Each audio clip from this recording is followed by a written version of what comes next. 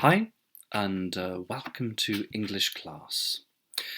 For the next few weeks, we will have two English classes every Thursday in our homeschool program. And during these classes, we will read some texts about the United States of America. For instance, some geographical texts and also some historical texts, and also just about culture in general, but texts about the United States of America, which is, of course, one of the countries where most people speak English. It is not the only language spoken in the United States. However, it is one of the most important languages. So for English class, for the next few weeks, we will look at the United States of America from a geographical point of view, from an historical point of view, and also from a cultural point of view. In the email I sent out today, I included a folder with about 10 pages of text, which I want you to read today, or we will read it together, most of the folder, at least the main texts. And what I want you to do with these, because I will send you these folders and I will make these little videos every Thursday for you to watch and read through the texts with me, so that you are prepared to do the exercises in the folders afterwards. So there are little exercises, little questions and tasks that I want you to do after we have read through the texts for today. Just note and remember that in the folder there are more texts, or rather more exercises, than what I want you to do. So pay attention and listen, because I will tell you which exercises I want you to do. Not all of them, but some of them. Okay? So in today's folder, which is called B, because it is chapter B, we jump right in to chapter B. We will read a couple of texts which are more of an introduction to the country of the United States of America. So if you open your folder, you will see in the first 2 pages you have a map of the United States of America. I'm sure it looks familiar to you because we already learnt about the American Revolution back in the 18th century, and also, of course, we did a small piece on the Civil War during the 19th century and the slavery question. We also read the book Uncle Tom's Cabin a few weeks ago. So you know a little about the geography of the United States of America. We learned all of the 50 or 51 states, including or not including the capital, the District of Columbia, with Washington, D.C. So this map will look familiar to you, but you can still have a little look and see that you know that the United States of America is the country. North America is part of the continent where the United States of America is located, along with Canada to the north and Mexico to the south. And North America, of course, is part of the continent of America, which also includes Central America and South America. So, if you open your folder on page 3, you will find the first text. And here you will find little short a blurb with short facts about the country. For instance, population and capital, some major cities, the language, the currency, and so on and so forth. Small little geographical notes as well. And if you scroll down, you also see a picture of the current flags. Remember how many stars and how many stripes and why there are that many stars and that many stripes. If you scroll down a little, you will see the first text, and on your left, you will see that there are little vocabulary, little words or phrases, expressions, which the author of the book thought you might not know. I think a lot of them you will know, and some of them you may not. And if there is a word that you don't understand, I mean, some words are okay if you don't understand, as long as you understand the gist or the main point of the text. But if there is a word that you think, oh, that is very important, it's a very important word, and I don't understand it, then pause the film and go to an online dictionary or just Google the word and see what it means. See if you can find out what it means. It's very important. If you scroll down further, you will see that we have little exercises on page 5 and 6, for instance, and then a second text on page 7, 8 and 9, which we will also read together.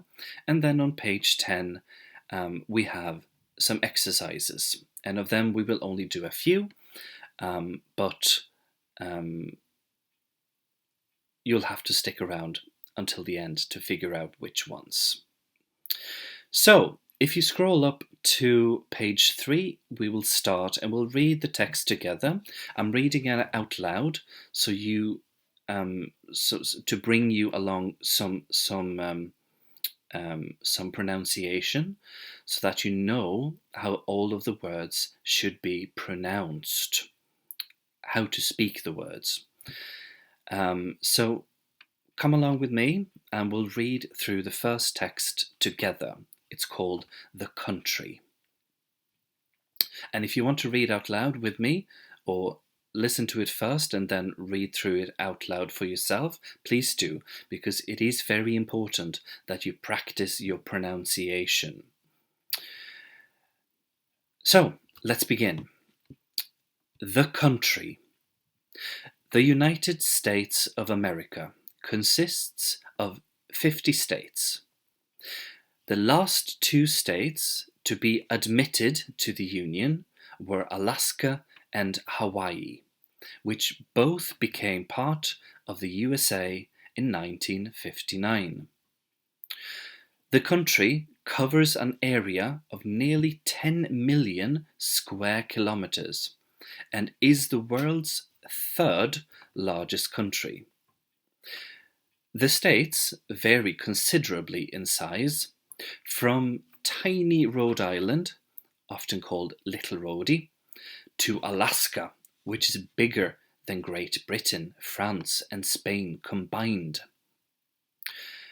The capital of the United States is Washington, D.C., which is not located in a state, but in an area called District of Columbia. The USA borders Canada in the north and Mexico in the south. The climate varies from Arctic in Alaska to tropical in Hawaii and Florida. So there may well be a snowstorm in North Dakota at the same time as people are enjoying a sunny day at the beach in Southern California. The west coast of the USA borders the Pacific Ocean, and the east coast faces the Atlantic Ocean. The distance from New York to Los Angeles is approximately 4,000 kilometers and covers 4 time zones. It is often said that everything is bigger in the USA, and this is probably not far from the truth.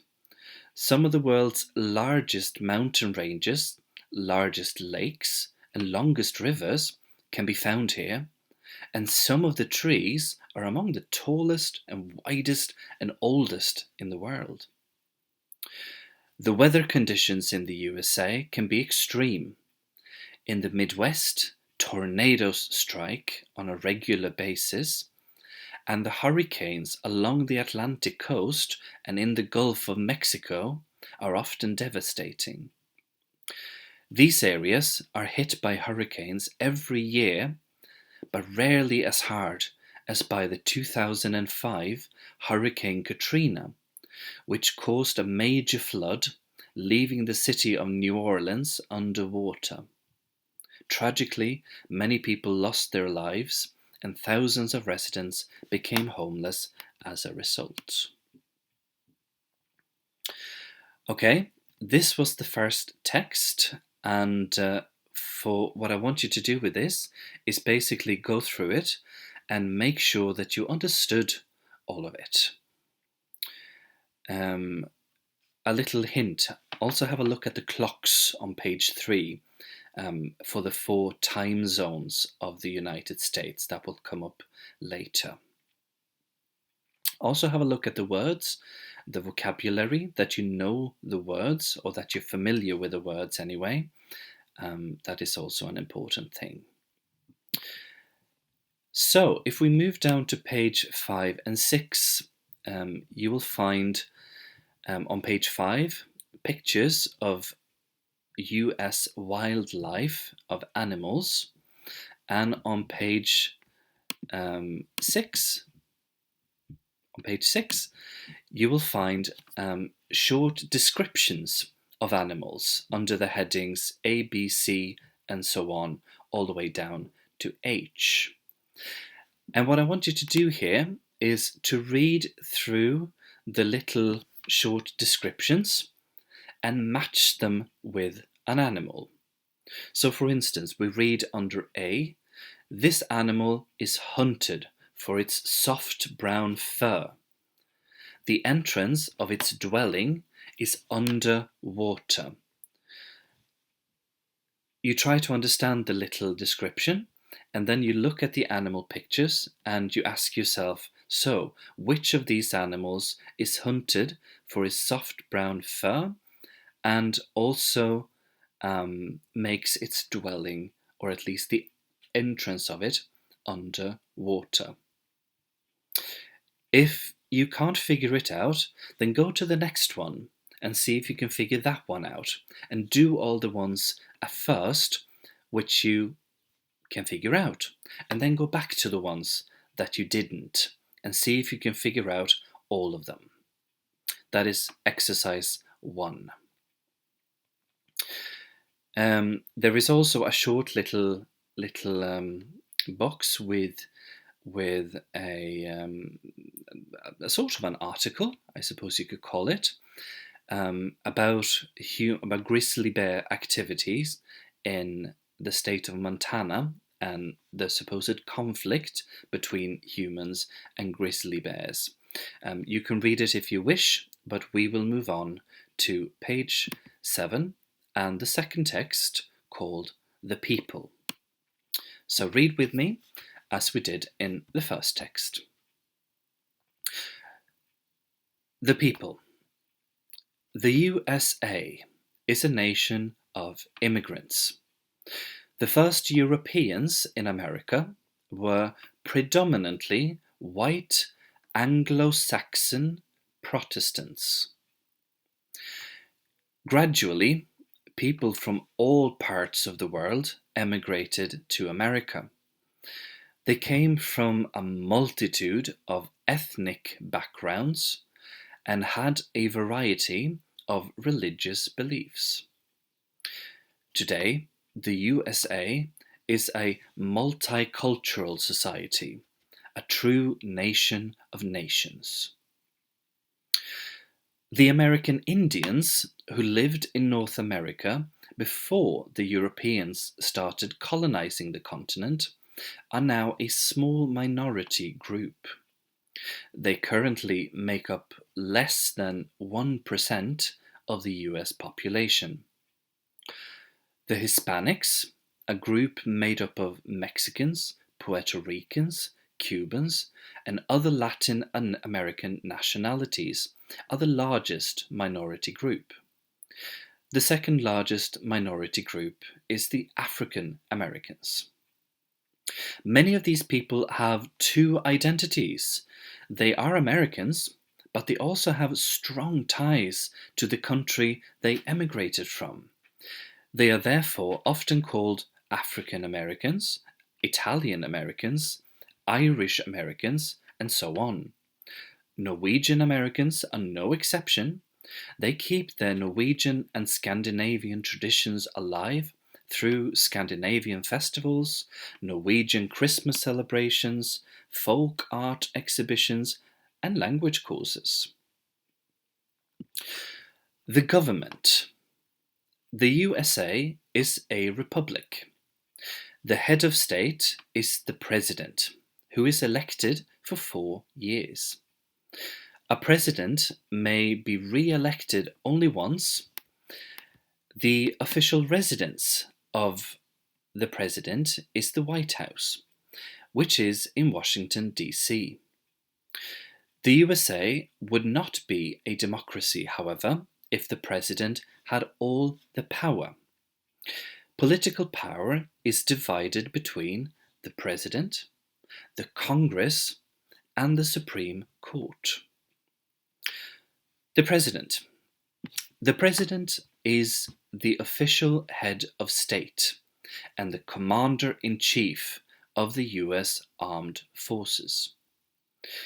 The president is also head of the political party he or she represents, either the Republican Party or the Democratic Party. The president, along with his or her secretaries, are the executive power of the USA, which means that they are responsible for carrying out US politics. The Congress. The US Congress is divided into the House of Representatives and the Senate. The president cannot put any policies into effect without the consent of the Congress. It is the Congress that controls the money the president needs to carry out his or her politics. Sometimes Congress stops the president's political plans because they disagree with them or because they think they cost too much money. Congress also makes the laws of the USA. The Supreme Court. It is not always clear exactly what the lawmakers meant when they made a law, especially if the law is very old. One of the important roles of the Supreme Court is therefore to interpret laws. Sometimes they find that a law violates the Constitution, and such a law will then be invalidated. Federal and state government. The government in Washington is called the federal government, and it decides on matters that concern the whole nation.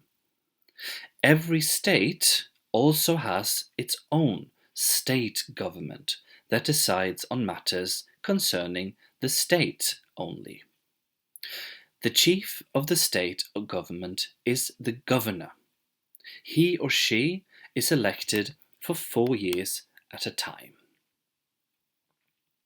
So that was the second text, and if you scroll up a little bit to page 8, you can see that you have another little box of information about the Republic of the USA and also the so-called royal family of the Kennedys, and especially of John F. Kennedy, who was the youngest president ever to be elected in the 60s, and also the first not only Catholic but also Irish president.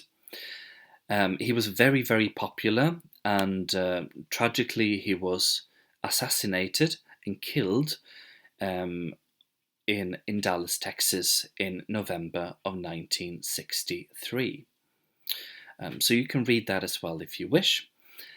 And when you've done that, I want you to scroll down to page 10 to have a look at the exercises. You can see that they are divided into 4 groups, and I want you to look first and foremost at the group with a question mark. The exercises 1, 2, 3, 4, and 5. I want you to do these. They are simple questions that you'll have to look through the text and also have a look at the map of the country and to answer. But the first 5 questions I want you to answer.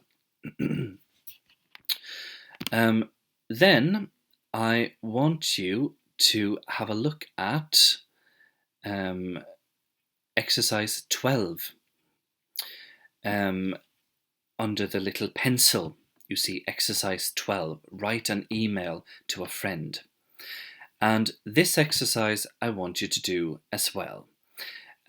This is you writing an email or a letter to a friend explaining why you think it would be a good idea for you to go to the USA together.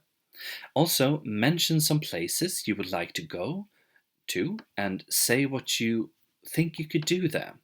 Have a look at the map on page, for us, 1 and 2, and see. Also, please do go online and read about some popular tourist attractions and destinations in the USA. Perhaps you know of some already, some famous ones like the Grand Canyon or Yosemite National Park, for instance, or others, or cities or places you would like to visit, and write in English an email or a letter in Word, the program Word, about half a page with Times New Roman size 12. And you can also answer the questions 1 through 5 in the same document. And these are your exercises for today. The first 5 questions and exercise 12. And when you finish with them, as well as the exercise on page 5 and 6 with the animals, which you can also put in the same document, I want you to send the document to me via email so that I can have a look through it and see if there are any words or grammatical errors or something that you should look more into. So that is English class for today. We've read the text. Now it's up to you to do the exercises and to make a Word document where you answer the exercises or you write about the animals and the email and you send it to me at some point today. Okay, good luck.